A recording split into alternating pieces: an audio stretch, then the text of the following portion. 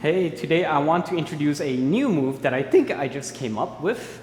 I'm calling it the Dragon Twist. And basically, it's a combination of doing a dragon hug on your right side and your left side. Okay. Okay. What should we do? Run down, meow Cappy down, or roll down? Mom, can I go down one time? No. Maybe after you're late for practice, sweetie. You gotta go. So another way you can probably name it is the alternating dragon hug, going from right side to left side. Or maybe like a dragon ring, I guess, like when you're wringing out a towel. Because the sensation I really get with it is kind of like a nice twist like this on both sides. Kind of like when you squeeze a towel and rotate it all the way. So you really get the nice twist in your back, through your shoulders, all the way to your legs as well. So the way you can think of it without the rope is kind of like when you do this stretch, when you have one hand in front of you, the other hand up to the elbow, and you pull it as close to you as possible, and then you twist into it. So left shoulder here, right leg up, and you're basically doing that with the rope, getting that movement into your body. So here's what it looks like. First of all, prerequisites, you need to understand the underhand Matador, 2 beats like this, and you need to be able to do the dragon hug, preferably a low dragon hug because that gives you more of that rotation. And with the dragon hug, you also have dragon hug with right hand under like this, or dragon hug with right hand over like this. So we will go through them in a second because you need to understand which hand is under versus over on the right side or the left side. So I'm going to explain it in a few different ways because different people tend to understand differently. First of all, I want to show you the beat count so you can understand how many times the rope is hitting on each side. So easiest way to look at it is here you see this black line on the ground. I have my right side, I have my left side. So let's get into the movement first and then I will start the count. 1, 2, 3. 1, 2, 3. 1, 2, 3. So you notice it's 3 beats on each side. Let's try to understand it from an underhand Matador to a dragon hug perspective.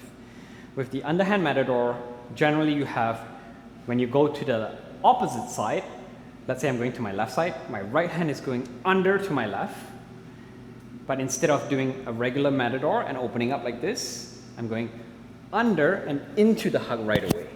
All right? So what that's going to create is if you start with the underswing, that's actually beat number 2 on one side. So you have 2, 3. And why I say 2, 3 is because when you come out of the hug, that's going to be the first beat on that side. Again, don't worry about the beat count too much. You will notice there will be 3 hits on each side. That's just to help you understand if you're doing it correctly. But ultimately, you should be able to feel it with your body as well. So here you have 2, 3, all right? I'm going to go out of it just to show you 1. But what's happening here, if you notice, is right hand going under the left side, going into the hug. And when I do this hug, my left hand is over my right hand because my right hand went under, right? And then it's going to hug and then go behind me and have that third hit on the right side there. Connecting the rest is basically after the hug, you need to exit the hug, have a front swing that creates the first beat. But when you come out of the front swing, which I'll show you in a second, your left hand is probably going to be higher than your right hand. So what you're going to do is you're going to need to rotate and bring your left hand under the right hand. That creates the first beat on the left side. And then after that, when your hand is under, now you can cross over and go into the hug on the right side. Hands without the rope, basically you're going under, hug, open, switch, hug, open, switch, hug, open, switch, hug, open, switch, hug. All right? So looking at the rope, open, switch, hug, open, switch, hug. So that's what the movement looks like.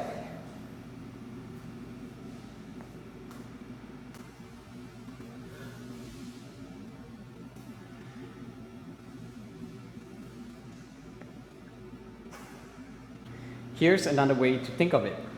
Thinking of it from, instead of thinking of the underhand Matador, just thinking of it as a dragon hug on both sides. So what you can do is you can start with dragon rolls. In this case, I am going right to left, and I'm facing one direction over here. So right to left, I'm going to hug with my right going under my left, all right? Right hand going under my left. So that's the dragon hug. But instead of now doing a regular hug like this, what you notice is when I hug, I'm turning to my right. What I want to do now is when I go right hand into the left, I actually turn the opposite direction to the left. So normally, I stay like this and then I hug. But now I go, swing, and I turn all the way the opposite side.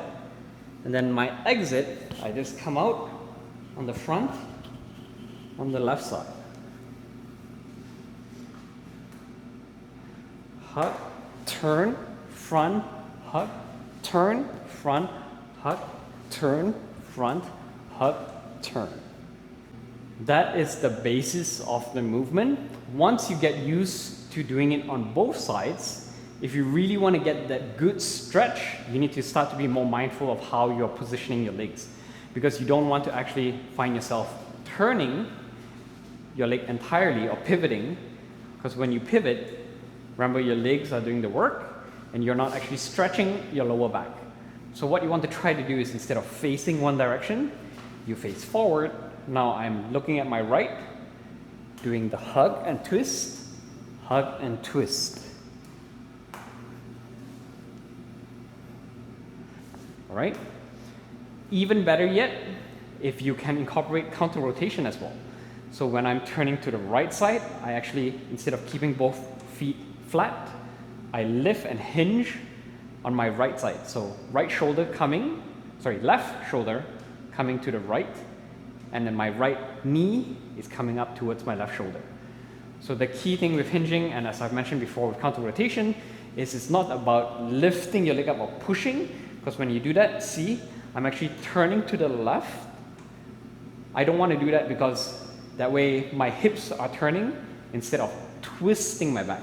So notice here that if I lift my right leg up, I'm not pushing and tilting my body away. I'm actually twisting into the lifting leg, and that encourages your back to stretch a little bit more. So what you then do is, if I'm going from like this, turning on the left side, it's my left knee coming up.